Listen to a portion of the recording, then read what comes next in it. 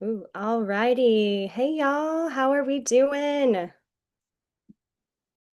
Okay, we're gonna get this started. For anyone who doesn't know, my name is Lois. My pronouns are she, her. Visual description, I'm a white woman with mid-length dark brown hair, currently wearing a yellow sweater. I am your co-executive director here at Fringe, and we also have Roddy, our programs director, who's in the chat both on live stream and here on Zoom. So make sure, I know there's a lot of people joining from the live stream on YouTube.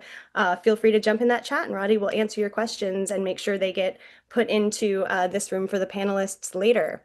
All right, before we kick off too much further, I want to acknowledge that the Hollywood Fringe acknowledges we are on the unceded lands of the Gabrielino, Tongva, and Chumash people. Our statement serves as a practice as we commit to furthering our connection to Indigenous communities past, present, and emerging. You can find out more about our land acknowledgement as well as resources at hollywoodfringe.org/land. All right, if you're joining today, I am assuming you are interested in BYOV, or also known as Bring Your Own Venue at Fringe. We're going to dive into all of that, the logistics and the guidelines from Fringe, some best practices from brilliant panelists who have done this before and very successfully. And then we're also going to kind of lean into some immersive and site-specific conversation as well, since those two things tend to be in play at a lot of BYOVs here at Fringe. Okay, we have auto captioning on to provide access, but know that if you would like ASL interpretation, we can provide that as long as we know 72 hours in advance for our workshops and town halls. Email us at support@hollywoodfringe.org to get that going if you would like that access point. As we said, this is being live streamed and recorded. So hi everyone on YouTube. Reminder, please jump into that chat, get involved. We want to make sure we're all in community together. All right, we're going to keep announcements short, but I'm going to always remind that registration is now open for the 2026 Hollywood Fringe Festival. Oh my gosh, I can't believe we're here already, y'all. 16 years of Hollywood Fringe is crazy.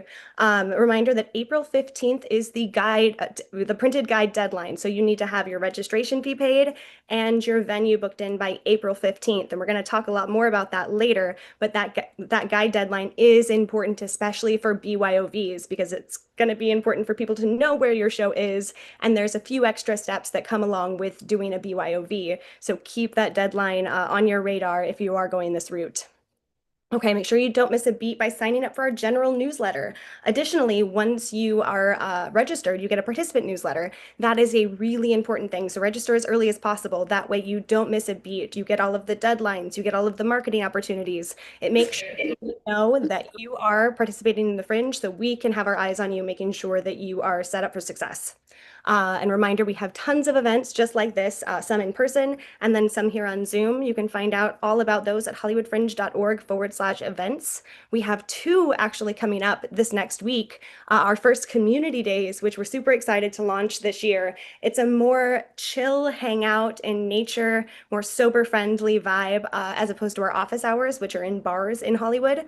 So please join us at Plummer Park this Saturday from 10 to 12 p.m. Make sure you reserve a free ticket on the website.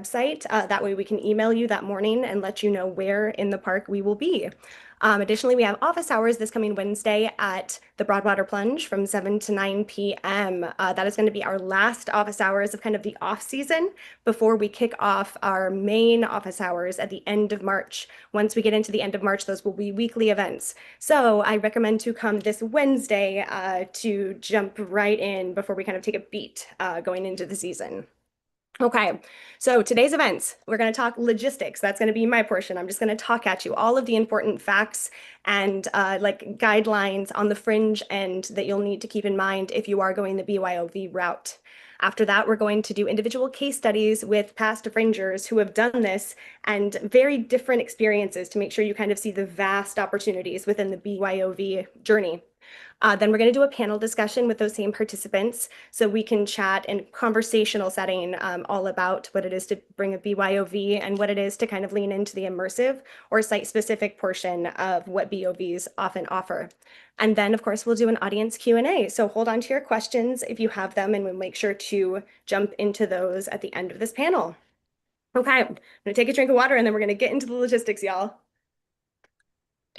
Okay, so let's start with what is a BYOV? That's weird language outside of kind of the Fringe world.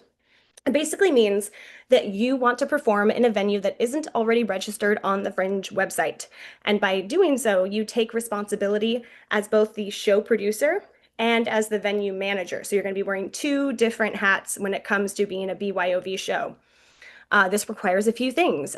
It requires a lot more communication with the Hollywood Fringe staff, as we need to ensure that audiences across the festival have a similar and good experience. So that will mean you will have to be in conversation with Fringe in a deeper way than you would be if you were at a registered venue. Additionally, you'll need to create a venue page. So just like your project page for your show, there's venue pages. So you will need to create that and make sure you're communicating everything that your audience will need to know about the space in which they are seeing that show. And then, of course, you will need to schedule your performances. And a registered venue, typically or always, the venue manager is taking care of your scheduling. In a BYOV situation, you again are now the venue manager and the show producer. And so you will be scheduling your own performances. Okay, in order to do a BYOV, it still needs to be in the Fringe zone. That is super important. That zone is Franklin, Vermont, Rosewood, and Fairfax. So the festival is about a 3 square mile radius. So all performances still need to take place in that Fringe zone. I will note if you are traveling, which is allowed, we've had shows that have been in cars or vans, moved locations. That is allowed as long as you start and end in the Fringe zone and at the same physical address. So you can't start somewhere and then end somewhere different, right? Just logistics of audience parking and getting to that spot. So no, it has to be in the Fringe zone and it has to start and end in the same physical location. And of course, your audience needs to know that they're traveling. We can't have that surprise. There's been some horror stories in the past, and so we want to make sure your audience knows what to expect, especially if they're getting in a moving vehicle, or even if they're going on a walking tour. These things are necessary for them to decide whether it's right for them.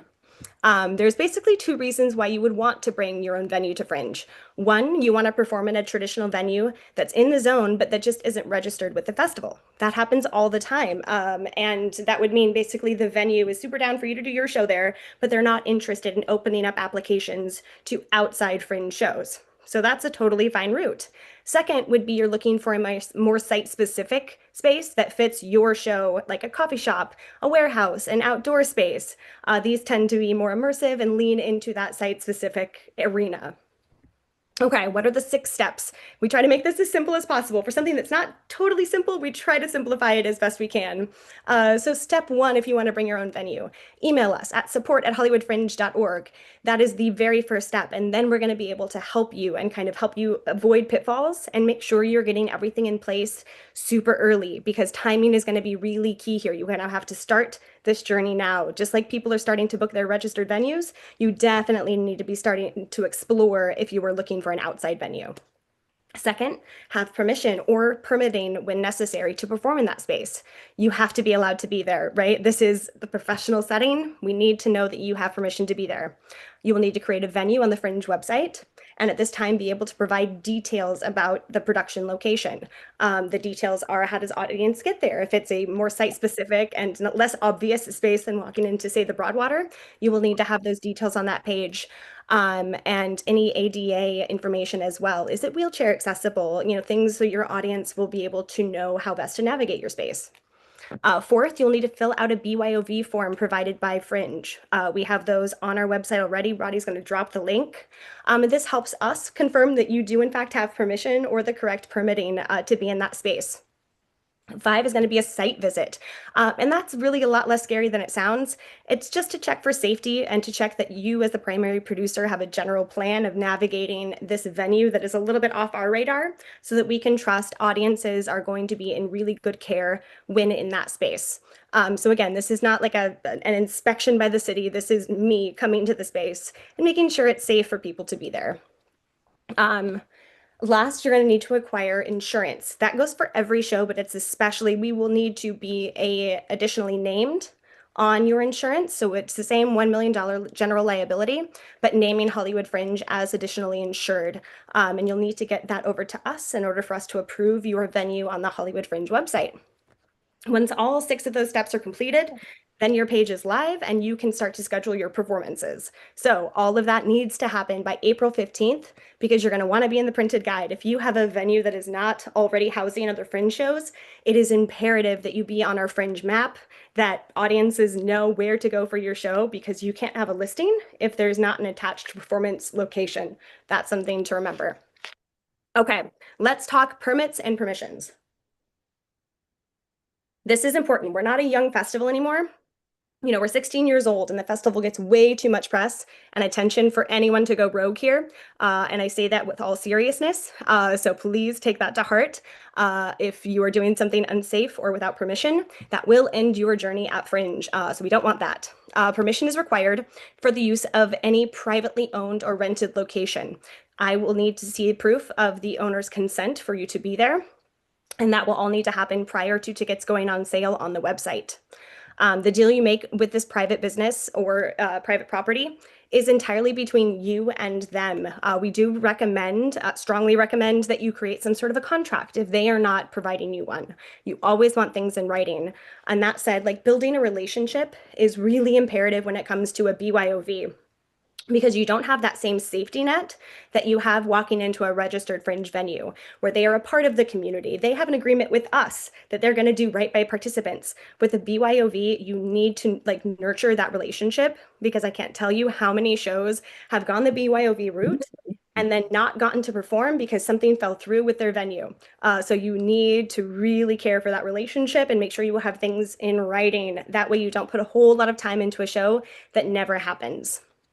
Okay, let's talk permits. Permits come into play with public spaces and may be required depending on the nature of your show.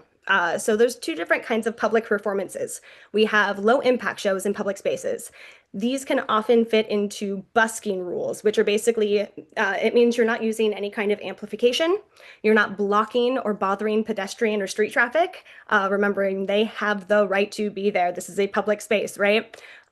With sidewalks, especially, we've done a lot of sidewalk work at Fringe, but you need to remember that you're not messing with the flow of traffic and that you're providing proper space for a wheelchair to pass by without issue. That is also incredibly important.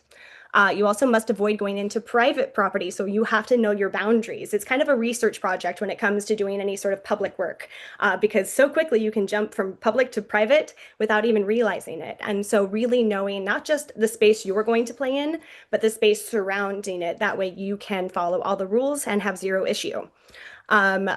So that's important. Know your boundaries. Also, funnily enough, playing the hurdy-gurdy on the street in Los Angeles, not allowed. I can't tell you why. Roddy can at some point. So that's a fun fact that you should ask Roddy about at the next office hours. But that is in writing on many websites. No hurdy-gurdy.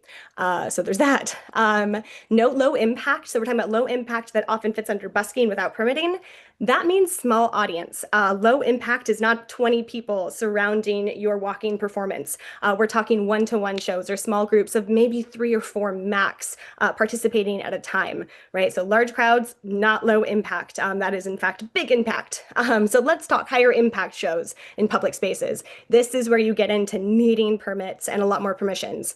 Larger events that have medium to large crowds that block or hinder the public's ability to use a public space, or any show that requires a change of that space will require a permit. No questions, that will require a permit.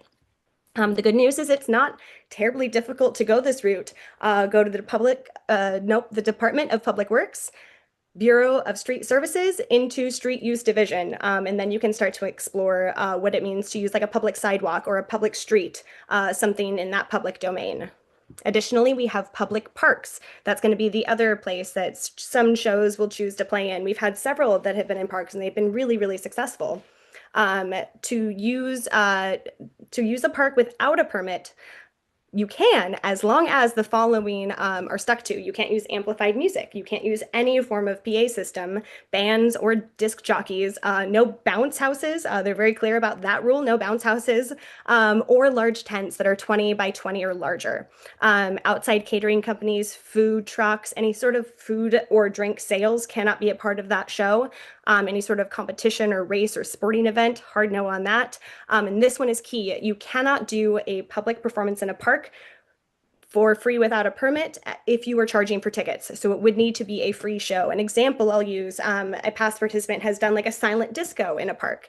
It was a free show that people just RSVP'd for free tickets on the site. And that was allowed because, again, it was a free show and she followed the no sound, there was no amplified music. It was a silent disco and the show kept to itself.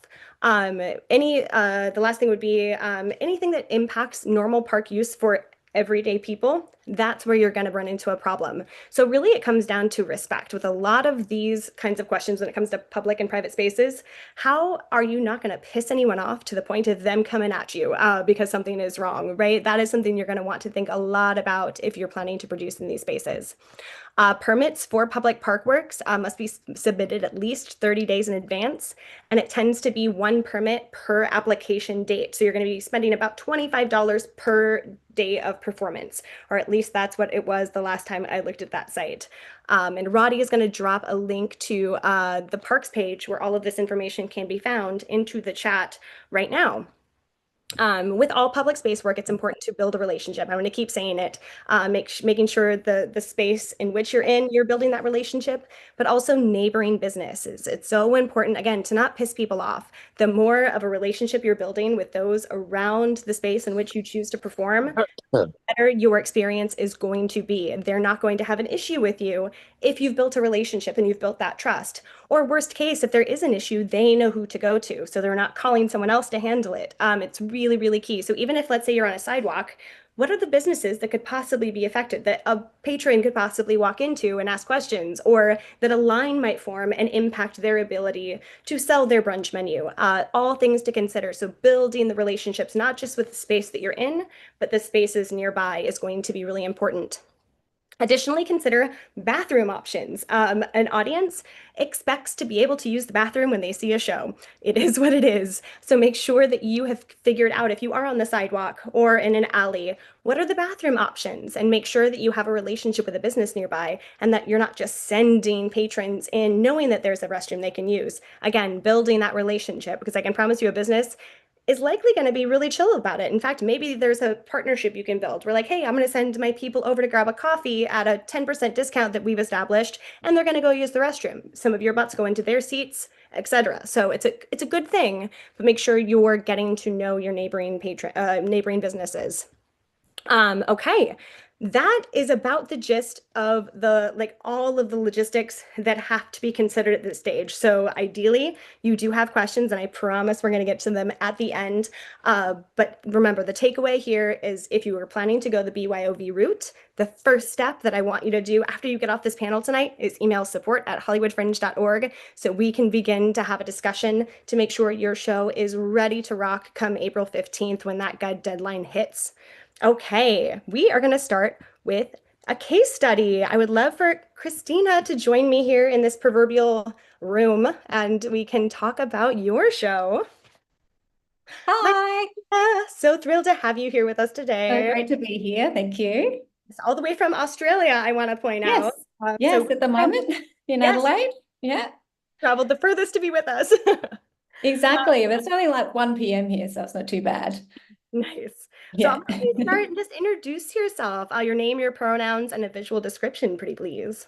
Sure. So hi, I'm Christina Evans, and my pronouns are she and her. Quick visual description. I've got medium length brown hair. I'm a white woman with a black and white spotty top on. Yes. Yeah. So it's been a couple years since I've seen you. The cool thing about the Fringe community is being able to have panelists on who have participated in so many different years of Fringe. So I'm excited to kind of dive into history here a little bit. Absolutely. And I'm in the process. I'm about to present my same show Together Forever at Adelaide Fringe Festival in a few weeks' time. So it is amazing timing. Yes, I love it so So I much. can share about that too. But yeah. Yes. Well, yeah. Tell me about. So that was going to be my next question. Tell me about your Fringe show and the role. Yeah. Yeah, so my show was called Together Forever, and I performed at Hollywood Forever Cemetery on the island. Clark Island is the most spectacular sacred site.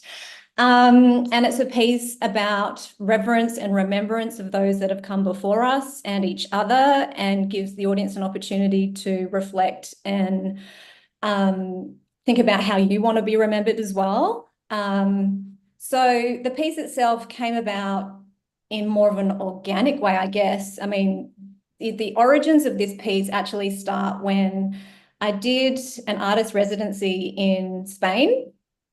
So I was in Spain for about 10 days with other artists, and we were exploring all the ancient cave sites in northern Spain, and we were creating site-specific work based on our inspiration. And my pieces there ended up being all about connecting in with the ancient humans and honoring the ancient humans and honoring our ancestors and all of those that have come before us. And so cut to I'm in LA, living in LA, having a day in my apartment. I'm like, I just need some inspiration. So I'm like, I'll go to Hollywood Forever. It's such a beautiful sanctuary. I love it at Hollywood Forever. I drove in and just found myself pulling up alongside the island location. And I don't remember ever having actually crossed the bridge, but I literally got out of my car, crossed the bridge onto the island, and was like, I got goosebumps and got goosebumps now. Like, wow, like imagine doing a performance here. I'm like, oh, I could do like an original woman performance from Spain here. And I'm like, I might as well ask.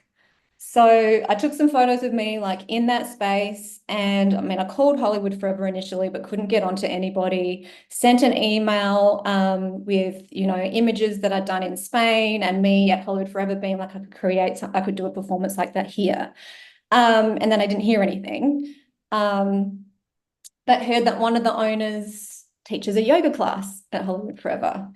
So I went along to the yoga class, and of course, that day someone was subbing his class. He wasn't there. But that ended up being the best thing because I spent the next week going back to Hollywood Forever every single day, walking all around the cemetery, reading these beautiful inscriptions on all of the tombstones, and being like, oh, no, this is a piece about that's going to be site specific to Hollywood Forever, to those that have come before us, those in Hollywood. And it's going to be a piece that integrates, like every single word throughout my performance came from an inscription within the cemetery. So then by the time I then went to the next yoga class to meet the owner, because I still hadn't heard back, I was able to talk to him about where I was coming from, what my intentions were, like all the different inspiration I'd been having at the cemetery. And he was like, oh, you were the one that sent the email. So they do see it. And then, but it was going there and it was talking through like what I was really feeling and wanted to communicate and present. And he was like, look, I have been approached many times about performances here, but I can see that the cemetery is really speaking to you. And this would be a really beautiful community event. And then it was a yes. And at that point, when I registered, there was only 5 weeks lead Yeah. time. So I wasn't in the published guide. But I was just going with okay, this is I just had to go with it because I'd done Fringe before where there was lots, but usually by 5 weeks before, you want to be really focusing on your marketing. You want to be like rehearsing a finished show generally. I mean, of course, Fringe, it's very flexible.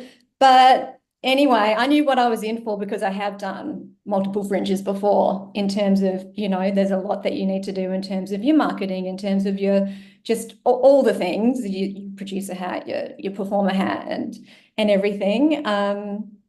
But yeah, I got just a lot of support, and because of the site itself being open to the public, I was able to go and spend a lot of time there, spend a lot of time creating in that space, spend a lot of time rehearsing and meditating and walking around, which was, yeah, just fantastic. And yeah, so that's kind of how it came to be. I'm not sure if there's anything Yeah, no, specific from here. I But yeah. love it. I love that you really honored the space. I feel like that's such a Mm. key thing to highlight, which is like if you're going to do site specific, like honor the space and treat it like a part of the show that it is, as opposed to like if it Mhm. doesn't matter that much to you, don't go through the headache. Just do it in a black box and call it a day. Yeah. But it's like, Yeah. so yeah, it's worth it though if that it Mm. became so much of your piece and so much of your inspiration. I love that you honored it in that way. And I love that Yeah. you sold yourself. I feel like that's something that's not talked about often enough is that sometimes like you have to pitch yourself.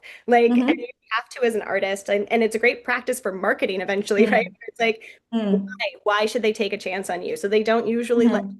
people do performances there. Why should Mm. you be different? And I love Mm. that you took the time to pitch yourself and let them know like no, no, no, Yeah. want this here. Like that's so important. Exactly, exactly. In multiple ways. It's like you can call and then you can email and then you can show up. Yeah. Like, because you're often not going to get through the first time. Which is actually even what's happened here in Adelaide too. Um, in bringing I'm performing at a cemetery here, and it's a really beautiful, beautiful cemetery that is open to, artworks, and I think they're slowly wanting to bring in sort of more events and stuff. But again, initially, like I emailed, I called, didn't hear anything, followed up, and then I was like, oh, it's going to be the deadline for the Adelaide Fringe guide, and I have to be in the guide here. Like I have to be You in can't the go through guide. it twice, So I right? was like following up again and being like, look, this is the deadline. And then I did hear back and went and had a great meeting. And it's yeah, and of course there's challenges in these different kind of outdoor spaces, but it's having that, belief and perseverance. Because sometimes I think it's almost universal to pushing you to be like, okay, how much do you want this? Or you just have to stretch yourself a little bit. And even like within, because I found out that William Clark, who's buried on the island, he was a philanthropist who founded LA Philharmonic. At one point, I'm on the phone to the LA Philharmonic because I'm like, this would be incredible to have a violinist from LA Philharmonic. Like that would absolutely honor like this space. Again, I was like, why not? Why not ask? And of course, I'm freaking out on the like, what am I to say? Because it's a recording, I'll leave a message and then I'm finding names of all these different violinists and connecting with them on Instagram. And like I just heard back from one. And because there wasn't that much of a lead time, like it didn't kind of work out, but I still am like really proud that I was like, no, like imagine that. And sometimes you just got to ask, and it might not always work out. And then in the meantime, like all this other beautiful music that really worked for the piece, um, came to be. But yeah, having that, again, that was sort of, it was honoring the space and there was like reasons behind it. But you're like, what if you might as well ask? Yeah. Absolutely. Like you'll never get that yes unless you ask, right? And no is Mm, far less mm, scary than what if I had just put myself out there? What if I just made that mm. call? Like it's so Yeah. important to trust your vision and to trust that you have something to offer the world that is worth Yeah. saying yes to. So I love that. Yeah. And then like Yeah. Sorry. go ahead. I was just going to say, I look at that original photo of me just standing in that space, and now I've got a photo of me in the performance with, the floor scattered in roses and the round red carpet, which of course was an ode to Hollywood and life and, all of that, and the audience. And it was like, wow, it was like, this inspiration and this idea that became real. Yeah, Yeah. and it was absolutely gorgeous. I was lucky enough to sit in that audience, and it was such an experience in the way of, and it Mm, wasn't as like it wasn't so immersive, but it was immersive in that like the moment you walked in, you felt like you were a part of the honoring the space, and you were a part of mm, like something so much bigger mm, than, mm, sitting in a black box and being told what to feel and think. It's like you immediately felt like this very raw and real mm, emotion as you walked in. So I think mm, it's mm, absolutely gorgeous. mm, So like you book the space and like, okay, everything's real, it's happening. What mm. does the planning look like from that until like your first performance? Like what things did you have to think about to make this reality make sense Yeah. for yourself? Yeah. Yeah. Well, I guess in terms of logistics, like the cemetery being somewhere that does have a lot of events and things, like they were able to provide me with chairs. So there were actual, chairs that they were able to deliver for every performance. Luckily, there was also an outdoor power outlet on the island. And they were able to lend me a PA big speaker system as well. So that was like sound sorted, which was amazing. Whereas here in Adelaide, there's no power outlet. So I was like stressing, but no, now I've found a really good like battery operated speaker. So there's always a solution to things. Um, and I mean, within those 5 weeks, I mean, it was creating the work. But it was also, like I wrote a media release. I was contacting publicists that were like, well, it is pretty last minute. Um, and but there was, again, putting yourself out there and connecting with certain people. There was a publicist that was like, look, I can see you're doing something really special. Let me just send it out to a few people. And I was like, oh, that's amazing. I love, so you leaned Um, into that. Yeah. Like you leaned into yeah, the fact that like, look, I'm not yes. doing a traditional theater show here. Yeah, absolutely, absolutely. Especially when it comes to a media release. Like I was sending it out myself as well, and whatever hooks, it's like, okay, this is the first one at Hollywood Forever. This is, any kind of hook, and making like the heading like something, just really getting really good with like something that's going to hook people in. Good imagery. Like I'm very blessed. My husband's a photographer and a filmmaker, and he's like my number one collaborator. So without him, like he really helped me with all the technical stuff, with the designing of my postcards and my posters, and being there to set up the sound system and kind of run that technical stuff. If it wasn't for him, that, I would have, you need like a techie person, you need that kind of support. And I also organise volunteers, because my biggest concern was it's such a big cemetery, and no matter how many maps and this is the location that you send out, people are going to get confused, they're going to get lost, they're going to go the wrong way or whatever. So yeah, for every performance I had 2 volunteers that I got through the Fringe. There's a great Fringe community, but I did offer a payment too, because you want to honor people for their time. And make sure that people are going to actually show up as well. Yeah. So someone was at the gate guiding people, even though like we also set up witches' cones and signs all the way through the cemetery. So that was like part of like getting there early. There's all those sorts of things like signs, just this is where you go and park, but we still had a volunteer at the front to guide people, and also a volunteer checking people in. So bringing a table, like having your own like check-in for tickets and everything. And yeah, because you're not in a traditional venue, you're not going to get that, but there's always ways, and there's Oh, always people who are willing to help, and it is such a great community, and very supportive. So yeah. I think 100%. I think that's a key to remember with BYOV. Don't wait till the last minute to make sure you have a team in place, especially like Mhm. oftentimes at Fringe, just like you, where you're the producer and the artist. And so you do not have the capacity day of performance to be worried about grandma who's lost at the parking gate and Yeah. can't find her way Yeah. in. Or, like, so you need to Mhm. have people that you trust or pay them to Mhm. trust them Mhm. to make sure that you can be an artist so that you can turn off the producer Mhm. hat, so you can turn off the venue manager hat. It is so Mhm. important to have even like one extra person that you don't think you'll need. Make sure you have Yes. people. Because I remember even like the day of your performance, I had no problem getting to the location because you had Mhm. maps. It was such a brilliant, you people know ahead of time, hey, I can't wait to see you for the show. Reminder, here's the step-by-step guide on how to get there. And then you named, Mhm. I remember that volunteers would be at these different spots. And just Mhm. to set the audience at ease, right? You immediately Mhm. take care of those anxieties that come with like, okay, Mhm. I'm about to walk into a cemetery, which can be a very emotional experience or very Oh, nerve-wracking absolutely. experience. Yeah. And so Yeah. all of those steps really made it easy. Whereas I remember when we did our walkthrough, I got so lost. But once you had all those things in place, Mm. it was a game changer because it wasn't super Mm. easy to find, but you made sure to Yes. take care of your audience. So I love how Yeah. well you did that. Super important. Yeah. Is there anything else you did to prep your audience for? Because like yours definitely, it was immersive and certain like the audience was definitely Mhm. involved in your production. Could you Mhm. talk about like that and some precautions you took to make sure your audience was kind of ready to open up their souls a little bit for your piece in that way? Yeah, sure. I mean, I guess for the audience, it does literally start walking through the gates, of the cemetery. Because you can't help but start thinking about life and death, and what when you're in that space. And the stage itself was like covered in roses, but I also had like a trail of roses that the audience could follow like further further along. Again, just sort of like, oh, here's an honoring, here's a little gift of love, as you're sort of getting in there. But then as the audience was checking in, I had these red cards that each audience member needed to write one or two words about how you want to be remembered in this life.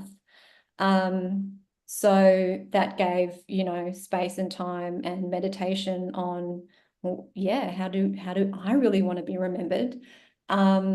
Which then, and that got integrated into the work. At one point, I read all of those out.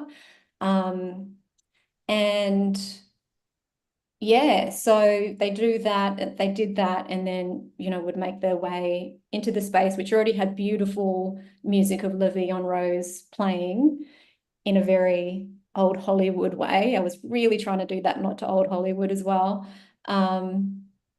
And yeah, so I guess that was the sort of introduction. And then, they would sit down, and then, I came out, and it was a mixture of dance, of talking, of yeah, integrating how they wanted to be remembered. And then every single audience member received a rose and a message, a beautiful message from one of the inscriptions within the cemetery. And some of them, very beautiful. Some of them are like, really fun, and yeah, so they got to take their rose with them. And I know that there were audience members that afterwards would walk around the cemetery and then go and give their rose to, to a grave. So that was sort of all part of the experience too.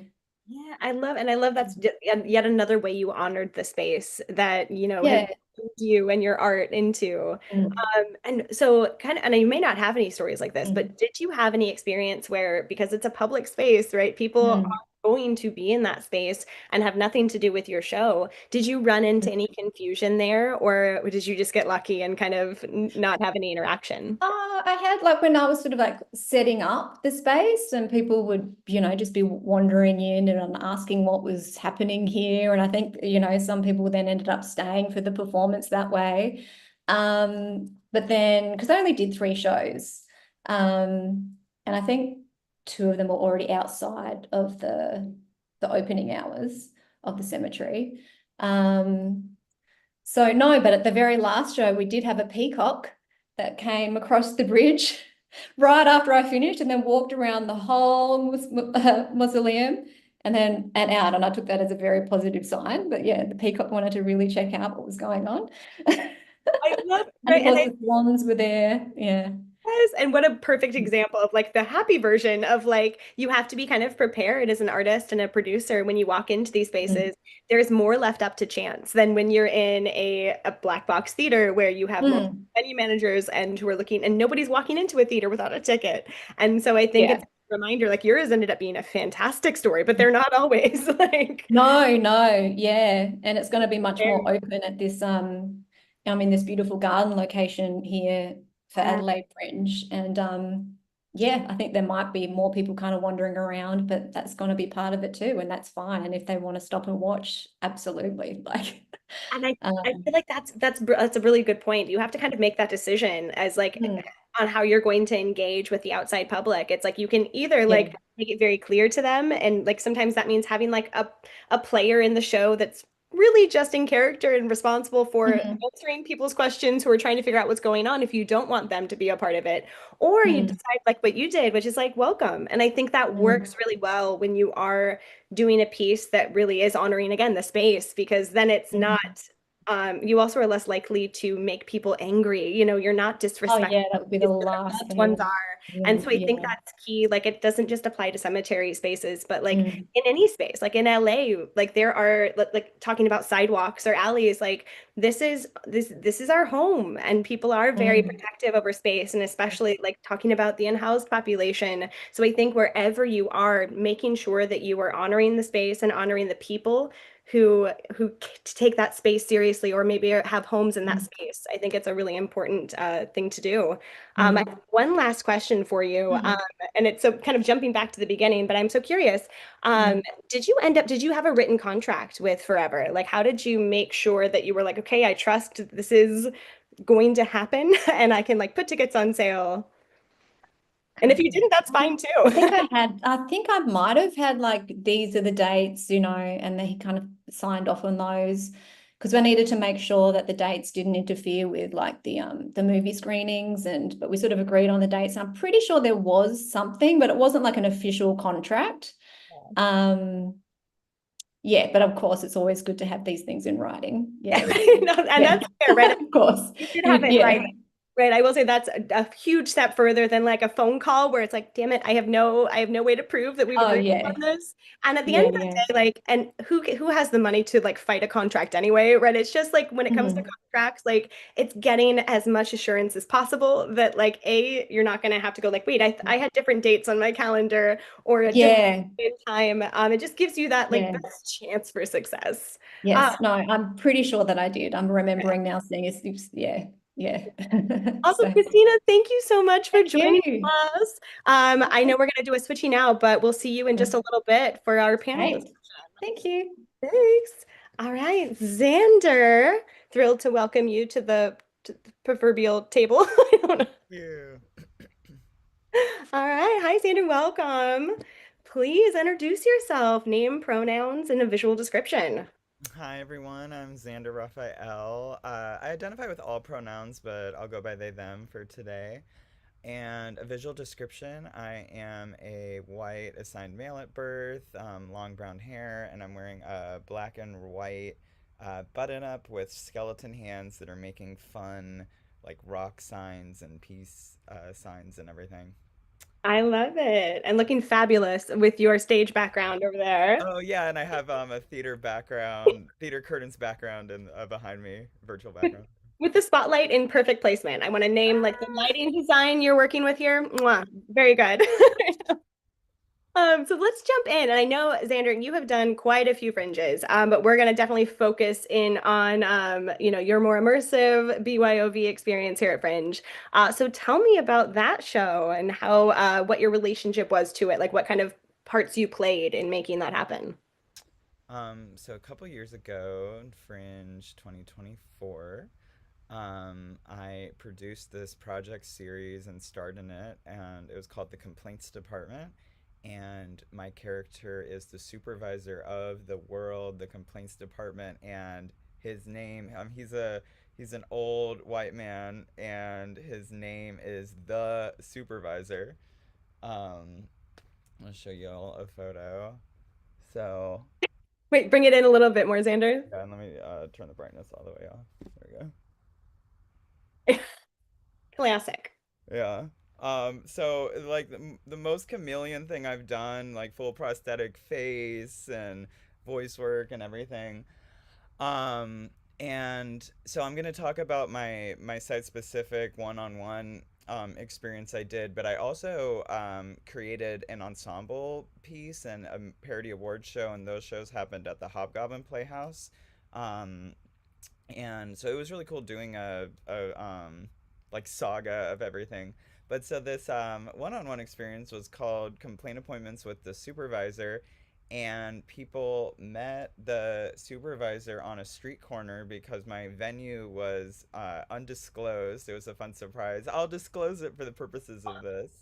Um, but yeah, oh my gosh, so much to talk about. But yeah, I'll show you all a fun photo of where the meeting point was. So I determined I wanted to be something like super central to all the festivities. So I had people meet him at the No Trucks over 6,000 pounds sign across from the Broadwater. Is that all able to be seen? What is it? Is this all able to be seen? I Kind mean, of. yes, I will say it's the screen because the brightness is kind of making it kind of wonky, but Yeah. you're Well, yeah. Well, sorry about that. I can drop a image into the chat later of it if wow. works. Um. So okay. So what is the complaints department? It's an multiversal organization that exists through space and time that uses complaints to improve your reality. And Pitch, boom. yeah. And it's just an infinite world. I created it during the pandemic with people, and there's been ensemble iterations, small scale, what I'll be talking about, and just we have different complaint resolution representatives and robot receptionists and tour guides, and just anyone can plug in, and it's just an infinite world, different like mashup of genres. But so these appointments, complaint appointments with the supervisor, you got to schedule your very own one-on-one complaint processing session with my character, the supervisor. And I was originally planning to do that on the street, like on a street corner or somewhere secluded or whatever, but just with the busyness of the Hollywood area and Fringe, and just that how I had this prosthetic face and just pretty distracting of like the average person walking by, just like really wacky and animated. I wanted to find a more intimate space, because it's been really cool. What I love in immersive interactive work of this type of scale, where people are opening up about complaints, it's been half and half, that people, once they're situated in my location, to be revealed, uh, opening up about real world problems and personal stuff that they're going through, and it's very cathartic and healing in a theatrical lens, or just totally clowning around and absurdism. And I have a clown background as well. So I mean, like, the absurdity is like super fun, but also just totally connecting on a human level with the more grounded stuff. It was really cool. Um, and show. Walk me through then, like, Yes. so people met you on the street corner, right? Your Mhm. one-on-ones met you there. Where did you go next, Sander? Yes. So yeah, here I'll read you the pre-show onboarding email, because one of the things is how did you orient people into the world beforehand. So I created a specific Gmail address for this whole experience, and it was complaintsdepartmentservices@gmail.com. And when people, well, for the through the Fringe site, I would message people through my profile, but then I did this experience beyond Fringe, and so then I started emailing people from that Gmail. But I would say, "Hello, audience member. This is an automated appointment notification. Thank you for scheduling a one-on-one appointment with the supervisor. He is very excited to dive into and process your complaint." And so I would say when, how long the appointment lasts for, and where. Please sync up with the supervisor at that sign. And so I would walk from the location and meet them, and gave info on parking and getting there, and then the bathroom. Um, um, okay, yeah, I'll get to the bathroom. Uh, yeah, and then I just signed off the complaints department, a little thing for them to fill out beforehand for personality assessment. Okay, so That's key. I um, just want to highlight that for a second because, yeah, you did all the right things there. I think it's key if you're going to have a moving piece, just like Xander did, you have to like initiate trust early. That way, when mhm, they walk to a street corner as told to, they're not going, fuck, like, I don't trust what's happening here. So I mhm. think you did the exact right thing in making sure they understood the assignment and that you were taking care of them right from that first email. So well done. Thank you, appreciate it. Um, all right. So I would appear with my rolling podium desk. All the bring your own venue shows get like a foam board sign of venue whatever. And so I was venue 17, and um I'm sorry that it's so much suspenseful leading up to this reveal. But where it was, like, it didn't make sense for me to have the venue sign there, so I put it on my rolling podium, and so I was a literal traveling venue, and then going to the main venue. So okay, so I would scoop up the audience member, and then I would start walking and doing in-world um, shtick, talking about life and Hollywood, as we were walking down the street, and would be pointing out, like, oh, cracks in the sidewalk and red tape around the city of trying to fix those, and running out of federal funding.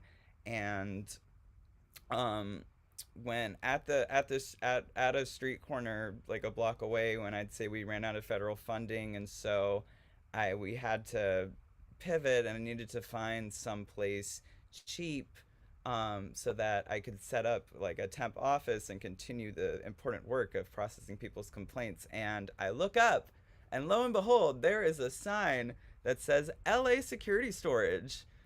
And so I created a temp office in a small storage locker space.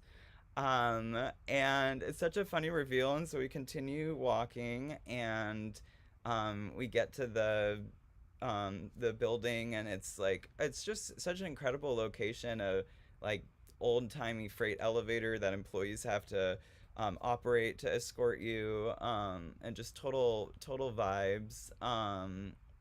And and so yeah, it was like it was really fun reveal, unconventional space to hold a performance in, and really intimate, because it usually wasn't too crowded on my floor that the space was at.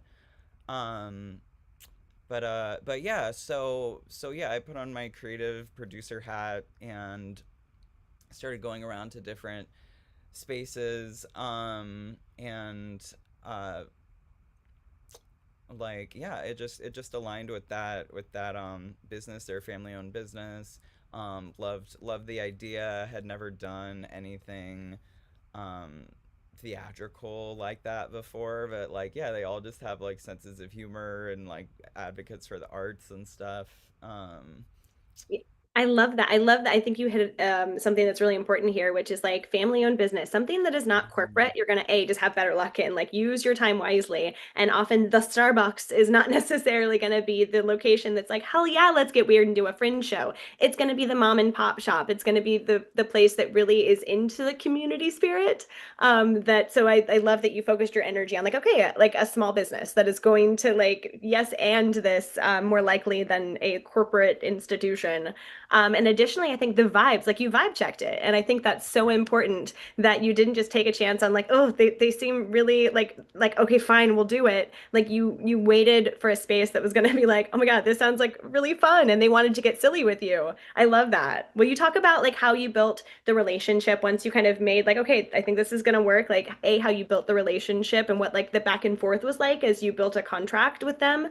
And then B, how did you talk to the people that worked there because they were essentially a part of the show in a like secondary way. So can you talk about those relationships? Yeah, that I was just so like over the moon with like it was just so like immersive on a big scale for like like I was prepared to pay like a specialty fee or whatever, because like whoa, like getting access to this space and being down everything stuff, and they're like no, you can just like the rate that you would pay for the storage locker. Like yeah, this is like totally fun and stuff. I was like oh my gosh, like thank you so much.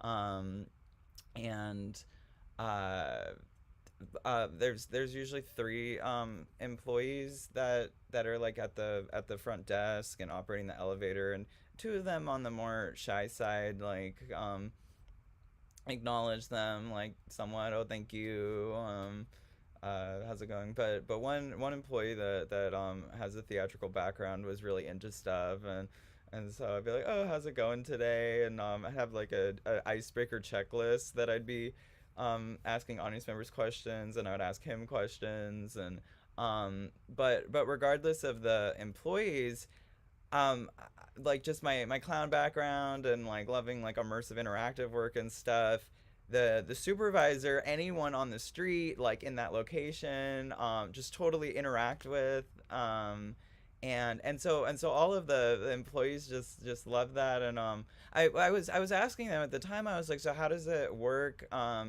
if I'm just totally hamming everything up and there's other tenants using the elevator and stuff, like is this too out there or whatever? And they go, it's Hollywood. If they're weirded out, that's their problem. I was like, oh my god, okay. But that's the exact right question to ask, right? Like Yeah, getting the temperature. That way you know how to be a really good tenant. I guess at this point you're a tenant, yeah, you're a client of theirs.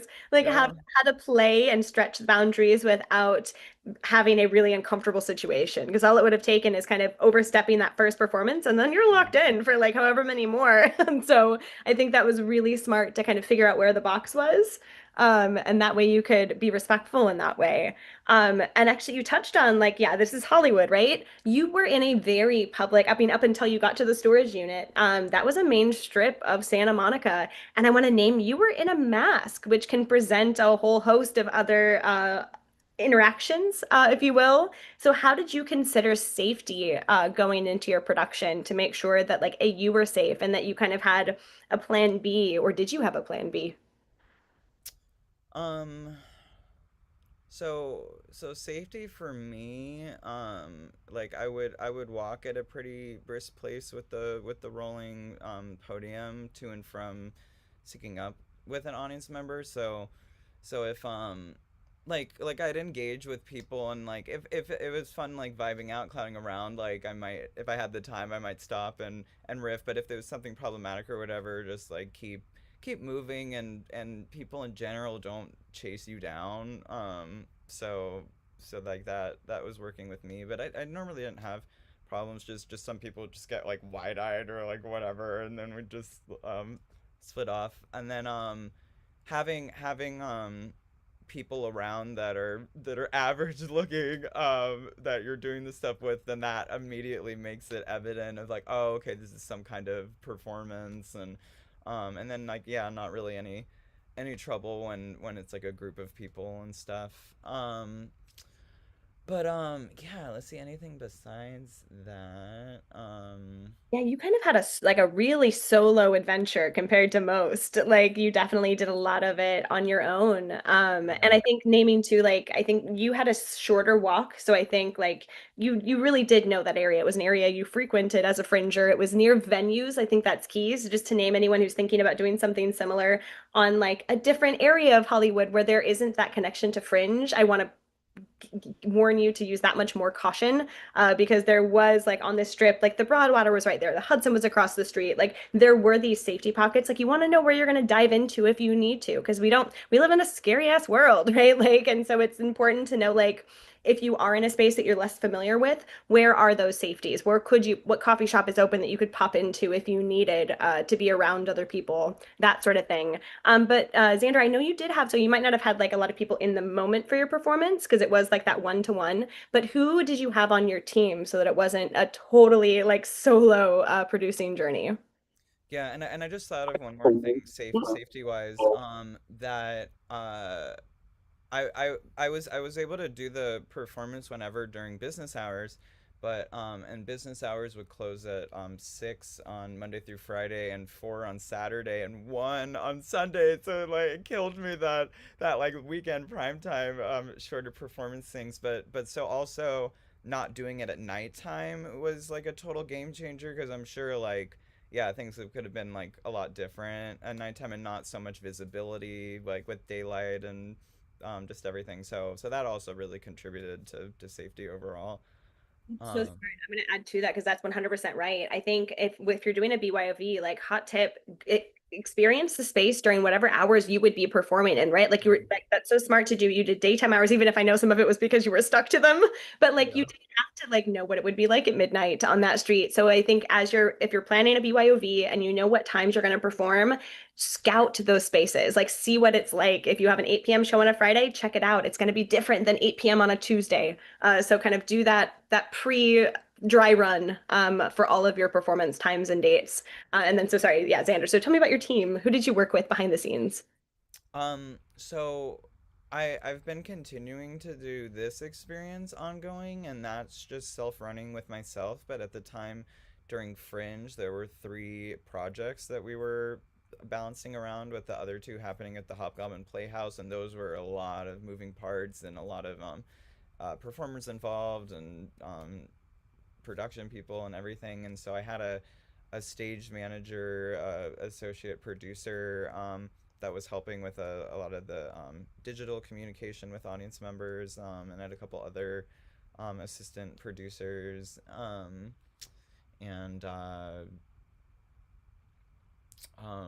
but yeah, it's very just me at this point of just marketing, and And just like and I've been doing this experience on and off, and yeah, it's just a matter of continuing to connect with people and figure out when times work for me and them and everything. I Do you have any more specific questions around that? I think that's it for now. But we're going to dive right back in the panel discussion in just a little bit. So I'm going to say goodbye just for now, Xander. Thank you so Um, much for Yeah, and joining. then I just want to share about the bathroom that yes, the space had one bathroom in the lobby, but it really would deter from the experience of it being broken up if an audience member used the restroom, and I didn't and I like did my best to not have to let them know about the bathroom ahead of time, keeping the location a surprise. And so just in the onboard email, I said, please use the bathroom before you arrive. There are public restrooms available at Hudson Cafe, or like the Broadwater.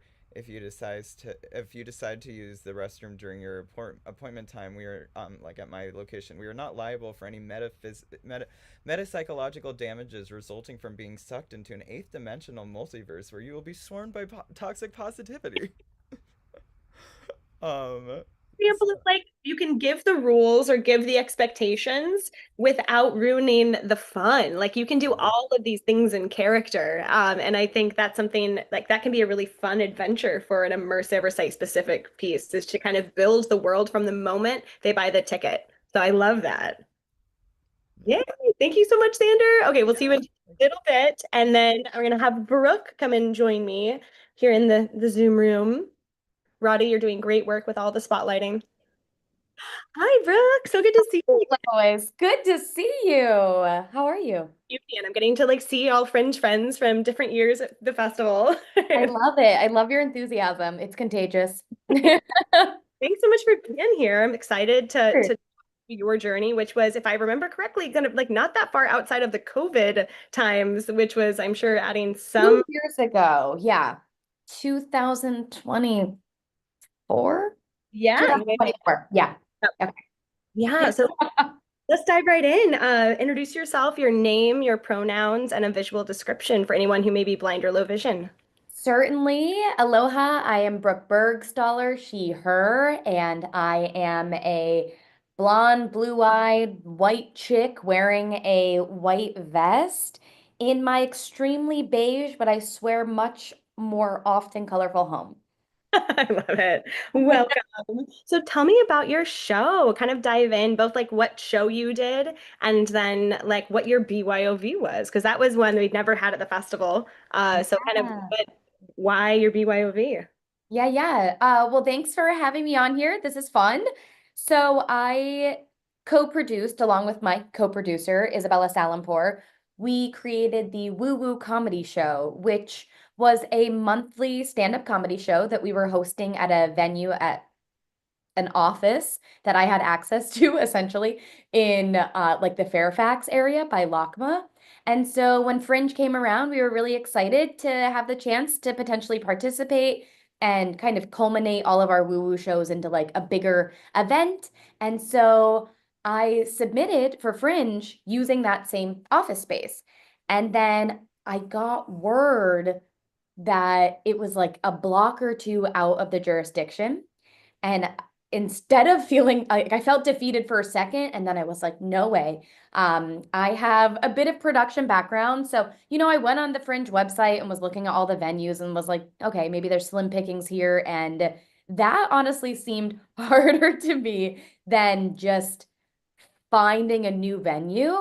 And so, as I'm percolating and just trying to think of what's in the area and what we might have access to, I literally, in a moment of LA Kismet, I was walking to an acupuncture appointment and I walked past this, So LA. oh, LA, I know, but I walked past this beautiful space that I'd seen so many times before and have been extremely curious about, but I'd never been into. It wasn't typically like open apart from events, and it was called Pow House on Melrose, kind of near Paramount Pictures area. And I happened to just walk by, and there's this awesome marquee outside. And I just like knocked on the door and was like, what happens here? And it was a really perfect fit. You know, they're still operating. I really recommend the space for other fringers out there. It was like a very multifaceted space, and the side of the venue that we used was and still is sometimes used for stand-up shows and concerts and things. So there was a stage and lighting and audio equipment and everything there. Um, that was pretty phenomenal. And it was a little bit ragtag, but we made it work. And you know, it was interesting to hear Xander share about their space because that like lobby situation, I feel like was kind of critical for us because there was after our show kind of this like community element. Like no one wanted to get out right after the show. People wanted to hang out and spend time. And so it was nice to kind of have like kind of like an offshore area for people to go into and also like a place to stop people before going into the show so that our security could check everyone in. So yeah. I love that. I think you hit on an important point, which is like another reason somebody might want to go the BYOV route is to kind of provide that community space in a way that you can't when you have a 15-minute load in, load out. Like it's, Yeah. some people prefer to have that back-to-back festival and some people prefer to make an experience. And so I love that like you trusted yourself and were like, you know what, this is what I want. I'm going to find the right place, which you obviously did. And then you were able to create the experience that you really envisioned versus like fitting into a mold. Like Fringe is like there's no rules at Fringe for a reason. I mean, there's rules, but like we overall like you're allowed to bring any kind of work. There's no time like restraint. It can be 60 minutes or 2 hours, although we prefer shorter. But there's no rules because like they're always meant to be broken if you have a thoughtful vision and you really know what's going to work for your piece. So I love that you leaned into that. And then you mentioned security. So I'd love to dive into like what team you had to ensure that you could like be an artist once you needed to switch hats. How were you able to do that and make sure your audience was like good to go? Yeah, well, fortunately, the woman who runs the space, Pow, hence Pow House, she was super awesome and was like hands on deck throughout the whole show. You know, what was really great about finding kind of like a grassroots space was that she was super flexible with us and was also really excited. And it wasn't just like another thing she had to get through. She was like, cool, new people coming through my space. Like, let's generate more opportunities.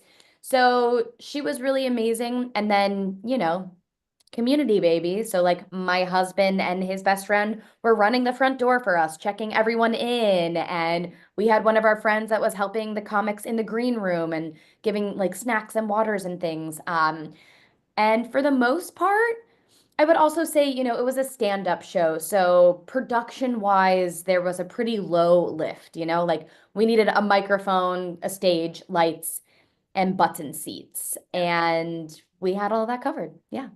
And I think that's important, right? Like kind of know like ahead of like you deciding to go the BYOV route, like kind of know what your deal breakers are, like what do you absolutely need in a space, but then also what are you willing to do? Because yeah, if you're walking in with a Yeah. full-fledged 2 hour musical that needs spots and like, if there's hundreds of cues, maybe the BYOV ain't for you. Like because that is essentially Yeah. going to be on you unless you're partnering with a theater and you're paying buku bucks to do that. So I love like yeah, like knowing what you need and if you don't need a lot, it's what a perfect like chance to build community in addition to the Fringe community. Can you talk about kind of your relationship with Pau and how you like got to know her and make sure that like okay, this is going to be a good experience and I don't have to worry about, them canceling a week before the festival? Yeah, I mean, I literally just like bombarded her at her place of work and was like, what happens here? And again, because it's like it's just her. I believe it's still just her like running this rental facility. So she was super easy with us. And yeah, it was just kind of like a vibe check, you know. We did sign a contract and if I remember correctly, and this probably would have been helpful, so I apologize for everyone, but I think there was something like a flat rate that we owed to her And then we were able to charge for tickets on our own through the Fringe site. Yeah, right? That's how it works. Um, so yeah, she was super flexible and again, can't recommend the space enough. And also, to your point, like definitely know what kind of production you're looking for and what kind of resources are going to bring it all to life. And then also like allowing the space to lend some creativity and maybe the space actually creates a whole other scene that you didn't see coming in your production because you're on the floor or because there's windows and doors. I don't know, um but yeah, it was fun. It was fun also introducing that space into my life and into my community. And again, there was like a marquee outside. So we got to like put our names on the marquee and that brought in some people. So that was really fun. Yeah, and I love that, yeah, like letting the space, like don't coming in so locked into what your vision started as to not let the space add to it. What do you have any examples of like how the piece changed once you found the space and once you were in the space? Yeah, I mean, well, for instance, because this was this woman's space, like she had things and furniture that were not movable. I remember that, yeah. She had merch she did not want to put away. Yeah. And we were kind of like, okay, we're getting one hell of a deal. So I guess we'll also have to be flexible. And traditionally, a green room for comedians will probably have a lot more space than what we had. But quite literally, there was like a green room, and then you could open the back door kind of into like their garage facility. And so we were like, okay, this is a free moving space for the comics. It's not elegant, but everyone's just that's just the name of the game for today. So, yeah, I would say a little bit of that. Um, yeah. I love that. I think that's a great like piece of advice just all on its own. If you're going to go the BYOV route, especially having that flexibility and being prepared to like flex that flexibility is going to be so Yeah. key because it's not like when you're working with, all of these traditional venues in the fringe community where they kind of, I mean, they're less flexible, therefore you're less flexible. Everyone kind of has like they know what they're getting going in. Whereas if you're going to explore a new space, you're getting to know a new person, you're getting to know how they operate and what their deal breakers are. And so I think that's a really, really good word of advice to anyone jumping like, over that cliff essentially. Yeah, and whether it's the owner of the venue or the location manager, like these are people, and they're industry people. And so if you treat them like people, like I think rapport can lend to that flexibility too. Yeah. Have you been able to do anything in the space since your fringe run there? No, we have not. No, we have not, but she does continue. I've been to another stand-up show there and there's like sister units. I'm not sure if you remember this, Lois, but next door there was a stageless space. And so she was, there were some concerts and things being held there, which was pretty awesome. Honestly, kind of a dream to have a space like that in LA. Yeah, no, I remember when we did, the walkthrough, which anyone doing a BYOB is going to have to do. I love the chance getting to walk into a new space. Like, holy shit, I had no idea this like movable space existed. And it was kind of like half art house, half like warehouse, but Yeah. like the kind of warehouse you're not gonna like need a tetanus shot after visiting. Mm-hmm. Which is Mm-hmm. always a win. So yeah, agreed. Highly recommend anyone who's looking for a less traditional space, especially for like storytelling and stand up, anything that doesn't require like too much more than lights up, lights down, which is I think such a fun fringe experience. Like I've seen shows in like shipping containers. So like the fact that this had a bathroom, Yeah. Yeah, we were high class. Yeah, right. Love it. Awesome. Thank you so much, Yeah, Brooke. I think we're thank going to you. jump into full panel. So I'm going to have you actually stay with me Okay. and then have our friends Christina and Xander jump in. Thanks so much, Roddy. You're doing great. Thanks, Roddy. I haven't met you, but Stay after and do the intros. Okay, thanks, friends. So this is just more of a panel conversation. So please jump in if you have a question to something first, and we'll just keep it a really casual conversation because I know each of you is going to have something so different and so valuable to add to a lot of these questions. So let's talk about what it's like to be in a BYOV as far as not having like the traditional festival experience that like if you're in a registered venue, odds are there's other shows in that space. The foot traffic, the crowded festival experience is not something you're necessarily going to get with a BYOV. So how did you navigate that and make sure that you engaged with the festival? Like what ways did you engage with the festival to make up for that? Yeah, I would say for us, it was definitely something that I look back on and wish that we had done more of. So I think that that separation, it was also our first time participating in Fringe and kind of just getting our bearings. So yeah, I suppose in hindsight, there's that. But then, Fringe does such an amazing job that there were people that showed up to our show that had just found out about it from the website. And that was a pretty magical experience of like, wow, cool, you liked our flyer. Amazing. You know? But honestly, I think my favorite advice sometimes is the whoopsie daisies, like being able to share the like, you know what, didn't do this, wish I had. That's going to save someone Yeah. a problem later. So I love that you shared that. Yeah. For me, because there was such a short lead time, like I'd done Fringe before where I went to every single office hours, you're meeting so many people that way. But by the time I signed up, I think there was only like one or two office hours, but I went to those and I went to, all the events that I could, there wasn't that many.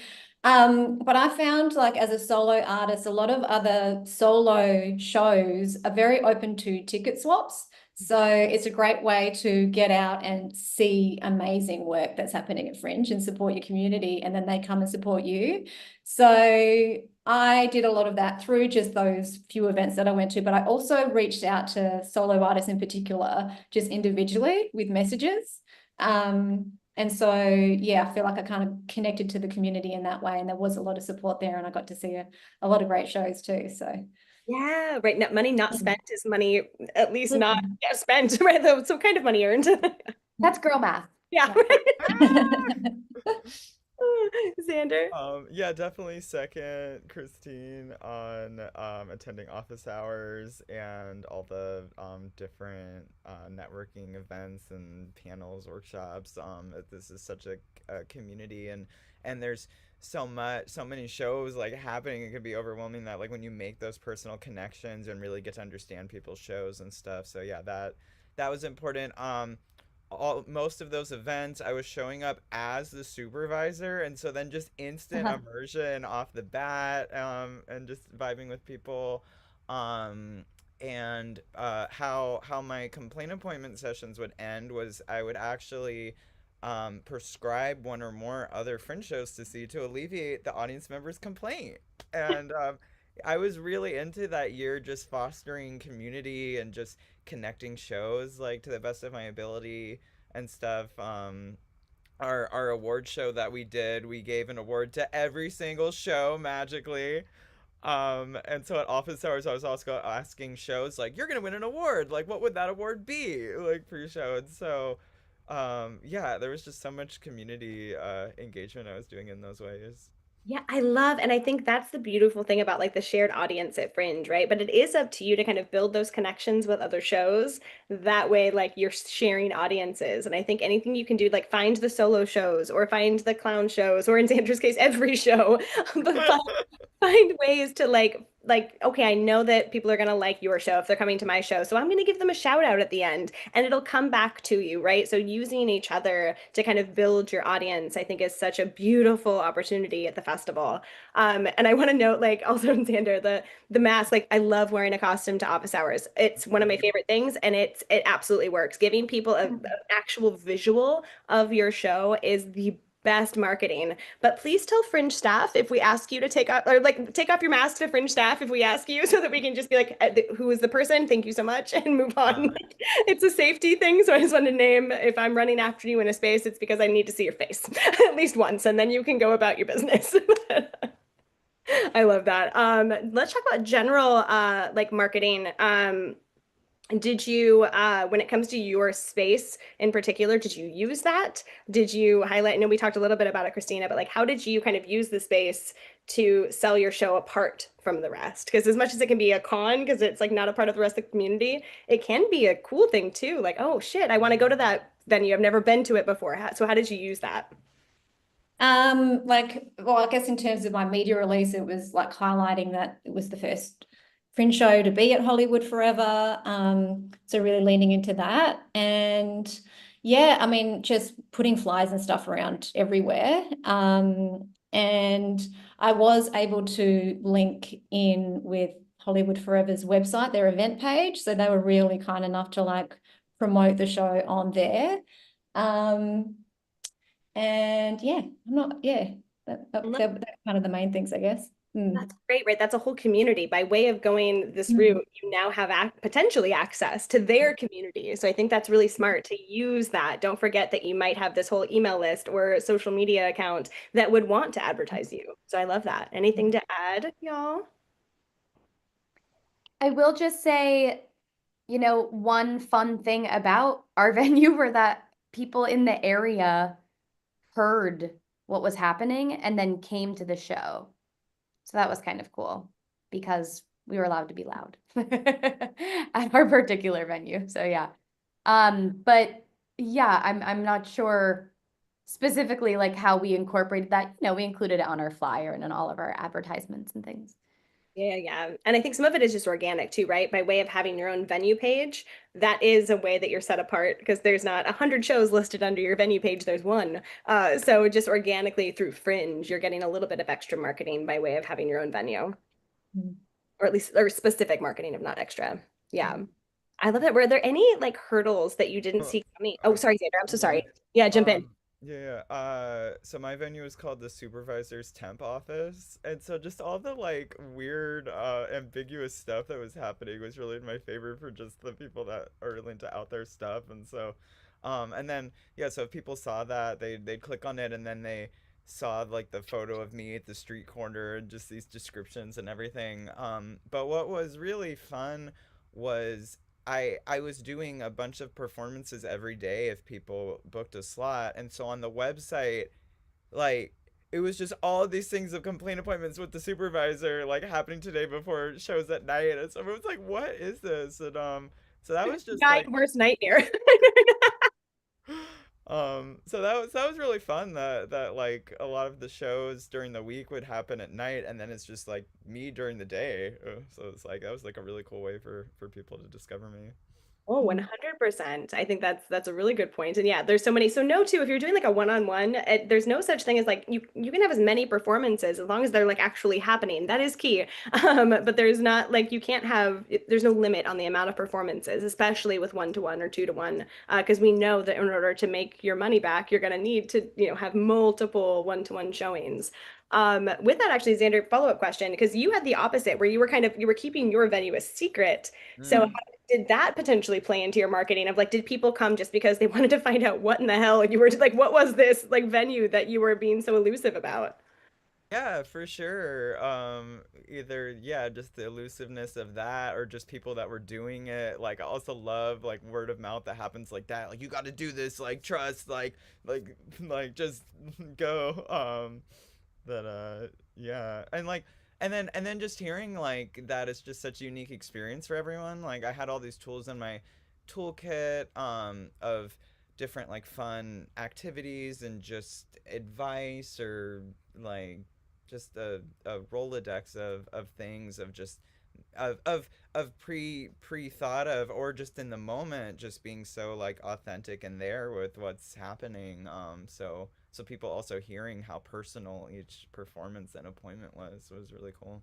Yeah, yeah, yeah. Well, it was very personal. I love, yeah, you could get the silly, but then you could have the serious, and it really depended on what energy people went into that with. Yeah. Um, let's like totally switch gears from the creative into like accessibility and just like what were the steps or any tips that y'all took in that like you don't have a venue that's telling you what the accessibility of the space is, right? Like if a traditional venue is going to let you know whether it's wheelchair accessible, whether the ADA restrooms, or whether the restrooms are ADA or size inclusive seating. How did the three of you kind of navigate how to judge how accessible the space was, and then and any areas that it wasn't fully accessible, communicate that to your audience so that you didn't have somebody showing up who couldn't take part in the experience of the show? Well, at Hollywood Forever, there was like a patch of grass that people would need to navigate over. So that was just like, letting people know that if they were in a wheelchair, there'd just be that little bit of grass, but then the bridge was wide enough and they didn't have to be in a seat. There was plenty of room. And the toilets there were accessible too, which was great. So there wasn't too much to navigate there for me. Yeah. Yeah, I remember when I was looking at Pal House and the issue of accessibility came up, it made my heart skip a beat because it wasn't something that she had really assessed for herself. So I had to make sure that, like, at the very least, it was wheelchair accessible, and that the bathrooms were wheelchair accessible. Yeah, so that I do remember being like, how have you not figured this out very clearly for people renting your space yet? Yeah. Yeah, but I think that speaks to a hurdle, right? In coming into the BYOV, you are now maybe doing things that the original venue doesn't do on a daily rental basis, Yeah. or they're not there yet in their rental journey. Because I think a lot of people are still learning accessibility terms and how to like think these things through. So I will say it's a great chance for producers to kind of dive into like what that means, learn the terminology. And then at Fringe, you don't have to be in an accessible space. What you do have to do is full disclosure. Our thing is to make sure that nobody is taking the time, spending the money to come to a space that they cannot access to the fullest. And so it's just about disclosing that and really having, the full knowledge of what it looks like to be in that space. So I love that. Like, and you did it, right? It was like, okay, scary for a minute. I'm going to dive in and figure it out.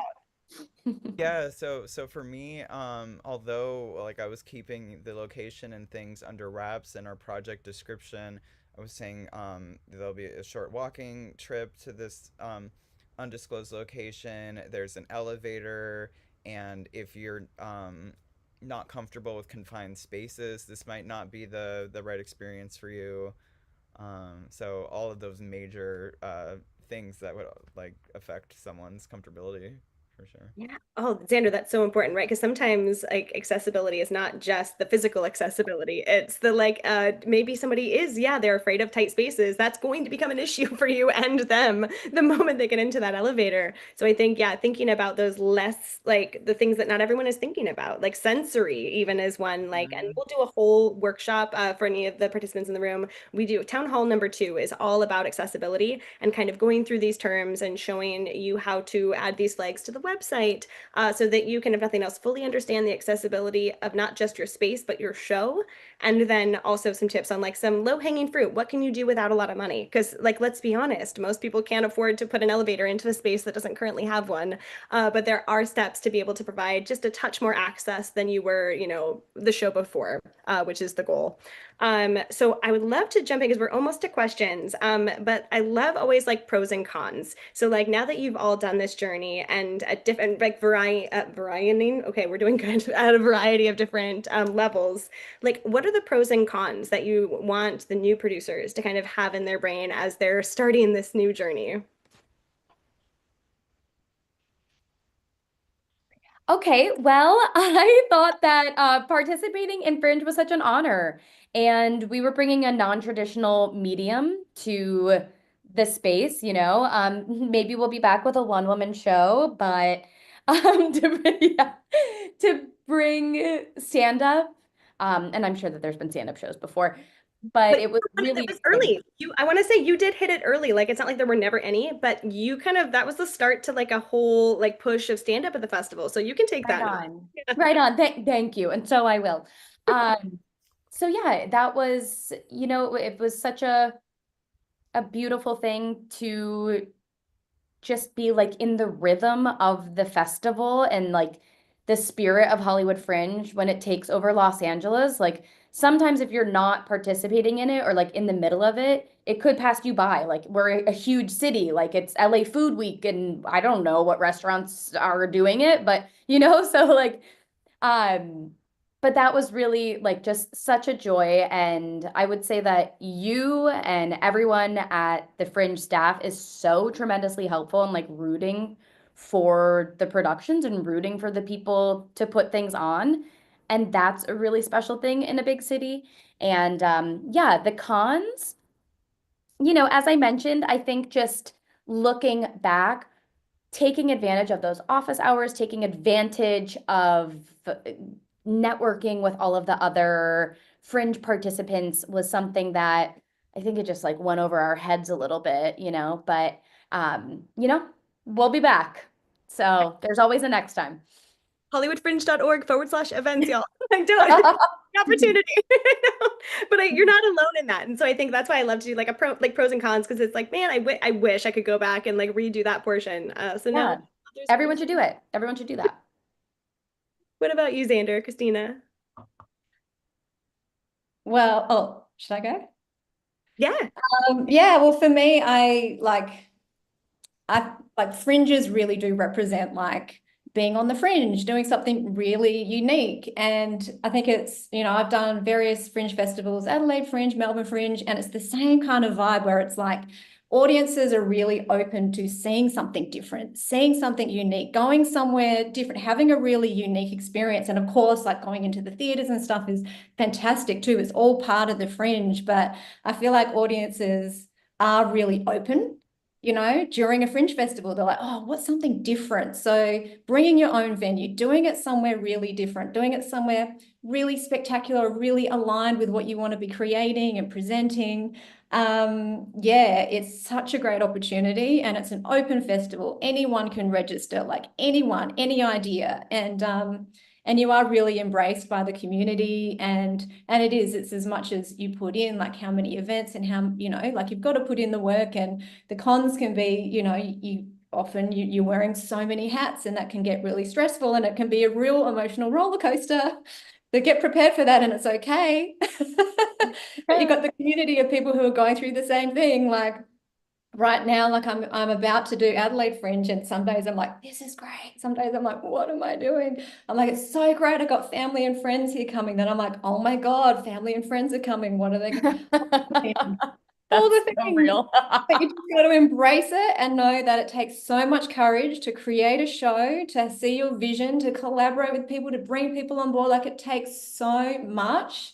And it's like, yeah, it's just honoring ourselves in that and just, having the bravery and the courage and don't feel like everything has to be perfect because things are going to go wrong. There's going to be things going wrong and you just like, it's part of it. It doesn't have to be perfect. If you're getting it up there, and then the more you do it, try and do as many shows as you can. Like I wish that I'd done more because I feel like by my third show it had evolved so much from the first, and then of course it's budgeting. It's like how many shows can I do?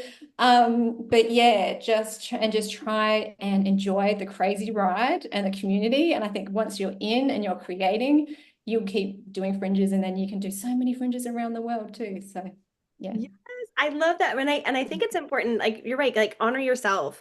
And at the Mhm. end of the day, like being an artist is hard as fuck, y'all. Like, let's not pretend that like what you do should be a 9 to 5. Like you should have a job. You should be an artist full time, getting paid for your work, like in other countries. Like it should be not just like you try to hustle, doing the multiple jobs you do and get the art done on the side. It shouldn't be as hard as it is, but it is. And so I think it's important to recognize that it's going to be emotional and there's going to be exactly, you're not going to get everything that you want to get done. So take care of yourself around the journey because yeah, otherwise why do it? Like if you're not going to enjoy the ride, it really isn't worth it anymore. So I love that. Xander, what about you? The pros were just immensely connecting with the community and also people if like, oh my God, have you met the supervisor? Have you met Xander? And like just like that just being an awesome way of like, oh yeah, what's up? Um, and just plugging everybody um yeah and just like yeah all the personal connections whether I knew the people going in for the one-on-ones or I didn't like making new friends or strengthening bonding like already current relations like just so much positive stuff. I'll say the con of doing a bajillion performances is just the messaging system is just so hard to just like do individual follow up with everybody and just combing through all the messages because like it's an individual message for all of those shows, but then you're seeing all the messages from every like other show and like everything. So that was a lot to sift through, and I had my stage manager helping me with that. No, I think that's really good to point out, right? At the end of the day, the technology is not perfect and certainly not, while it's welcomed and we love the site is not designed for 100 shows in one, like under one project in one afternoon. That's just not how it was designed. It's simple if you have, for anyone new who doesn't know, once you are selling tickets, you have a list that you go view or, sorry, message patrons, and you're able to send an email through the website to all of the patrons for each performance. That way you can do it as a bundle, let them know, here's the directions to the cemetery, like whatever the details are, you can send it in that one message. But yeah, it gets complicated AF when you have to send it to each individual one and then pulled back. There's not like a thread of emails, so you have to keep that organization and I think add time to your schedule, right? To make sure you can, follow up there. That's a really good point. All right, I think y'all, we're gonna jump into some questions. And then if we still have time, we got a couple more things I would love to know. But so for anyone here in the room, or I know Roddy is checking the live stream to relay any questions from the YouTube. But we'll go ahead and call on y'all. If you have a question, just kind of either raise your hand or you can just take your put your video on. That way I can see. And from there, let us know your name and what show you're bringing to the Hollywood Fringe. Start marketing now. Start getting people in the habit of remembering like who you are and what show you're bringing. And then panelists, if it's logistics, if the question is kind of like a how does this work at Fringe or a guideline rule question, I'll just jump in. And then if it's anything creative or best practice, I will let you jump in as you are called to. Well, All right. Any questions here in the Zoom room? Or Roddy, feel free to unmute and let me know if there's anything on the YouTube.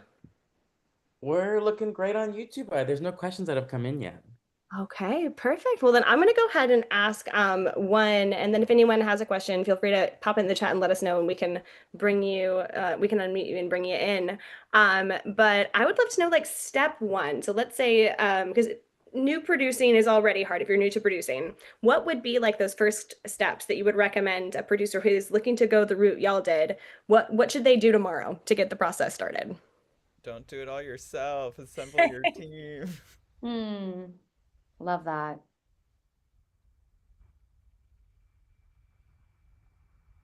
I mean, like specifically when it comes to finding a unique venue, start looking. Like, I mean, definitely start looking now. Look at the venues that Christina Zander and I brought up today. Go on, like, can I call out websites like Yeah, do Your it. Space and obviously like word of mouth. Take a walk around like the map of the Fringe like possible areas where you're allowed to be and really follow it so you don't get your heart broken and like find a venue outside of it. Um, but yeah, I mean, this city is like teeming with unique spaces.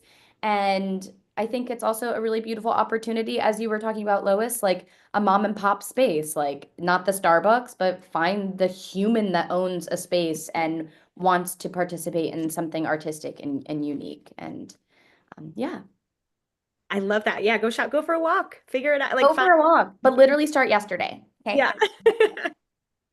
and even if it seems like a total long shot, just ask, reach out, as we've been saying, reach out in multiple ways, show up. If you get a real feeling about a place and it just seems like, oh, there's no way that could happen, still just think really big and maybe it will. Or it could then just lead you to something else that's going to be even more aligned. Yeah, and I Yeah. think piggybacking off of that, like if it is a venue that you're just finding at random, think about like the collaborative aspect of what could be in it for that venue or for that venue owner. How will you market? How will you put it on socials? Who will you bring in? What's in it for them? Not just like what's in it for you. Oh, hell yeah, negotiate, y'all. Like we would was like Yeah. pitch, her show when it just to get the venue interested. But then additionally, if you're at a bar, if you know you have an audience, like woo woo, there's an audience here in LA. It's not like that was the first time you brought that show to the public. And so if you know you have an audience, you're like, I can bring in, 40 people a night, no problem. And hey, they're drinkers. If you're pitching to a bar, let them know. Like maybe instead of having to put down money, you're able to do a minimum, or like there's ways to negotiate if you're seeing the win-win. We love a win-win model when it comes to producing. Like find a space that has you winning and them winning, and then tell them how you both win. And that'll get you a long way. Or in Christina's case, take a yoga class and make sure that you're connecting. I love Yeah. that.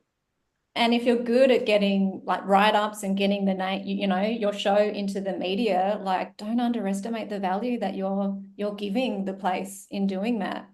Um, yeah. Throw around economic impact, y'all. Right now, like, I mean, it's no surprise that like the Hollywood local economy is shit. It is not doing great on any level. I mean, like no one's ever really recovered post-COVID. And like so bars and restaurants, I mean, if you're going out, you're seeing they're not as full as they used to be. Often they're closed on Mondays. And so I think it's so important as community members beyond like the fringe or just the arts industry. Like we are a part of our communities, and figuring out, especially like in Hollywood when we're performing here, how are we like playing a larger role in the ecosystem. And the arts and the food and beverage industry, they've always been connected. You go to a bar and then you see a show, you go to a show, then you go to a bar, you go get the coffee, the restaurant, all of it works together. So I think the more we can think about like these bigger picture things, the better producers we are at the end of the day. Because then you're able to, buddy up with those bars, those restaurants, those coffee shops, because you see the big picture. And so start thinking about that now. That's the business entrepreneurialism of it all, right? Awesome. Any last thoughts, y'all? I'm looking one more time for questions. But if not, please tell me what you're doing now. What like is there anything you want to promote? Is there any exciting things you have going on that you want to tell everybody about? Come to Adelaide Fringe. I'll be there in a few weeks. What's the You name of your are. show? Yeah, we'll have to connect for sure. Yeah, Yeah. yeah, I'll be there in early March, so we'll definitely Oh, connect. fantastic. Awesome. Yeah. Christina, what's the name of your show? I'd love to look it up and hopefully see it Together, together forever. together forever. Okay, cool. Yeah. I can't believe you did it at the cemetery. That's so cool. Yeah, and I'm doing it one here as well in a really different but really beautiful garden space. And it's very special. I've got family members there too. So yeah, Right on. I'm Cool. continuing it on. Yeah. What are you, Brooke, Xander? Anything to shout out? Yeah, find me on Instagram at Brooke Stellar. I'm performing improv and stand-up all the time, and that's it. That's it. Just winding and grinding, babe. Hollywood. What about you, Xander? I know you're always doing something. Yeah, I have a couple things, but also thanks for the reminder on Instagram, Brooke. I'm gonna type that out too. So yeah, I have been doing my complaint appointment show on and off. So this is the link post Fringe. It's been housed on Everything Immersive, which is an incredible database for all things like immersive interactive happening around the world. And it's free to list your show as long as it's in like the immersive interactive VR like type escape room type stuff. The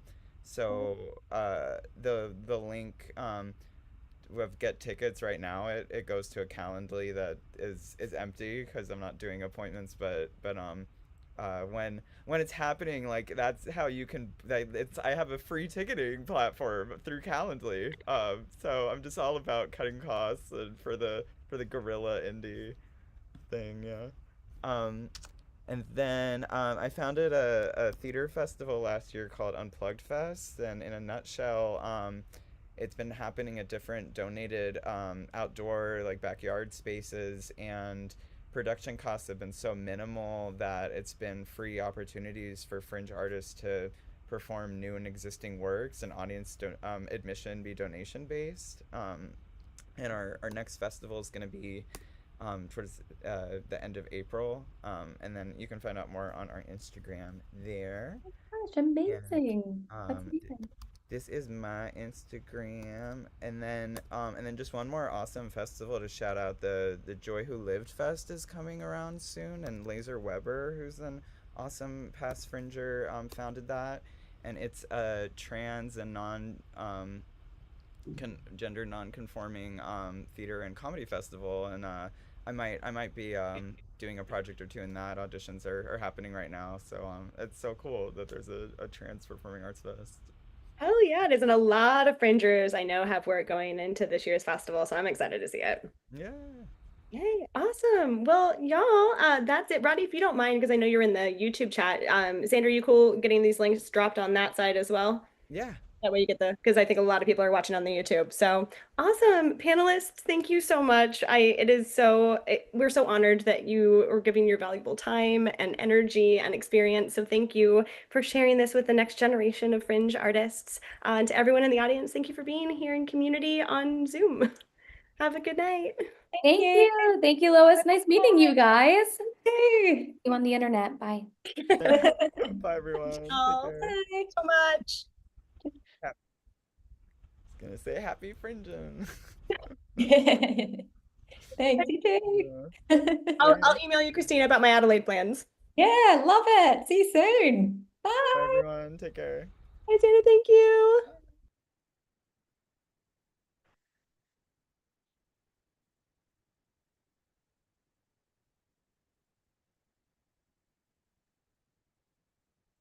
It's like immersive interactive happening I around the have the world. live stream still going And because I it don't want and to it's cut it free off because there's a delay. list your show as long as it's in like the immersive So we will be interactive out of here in just VR 1 second. type.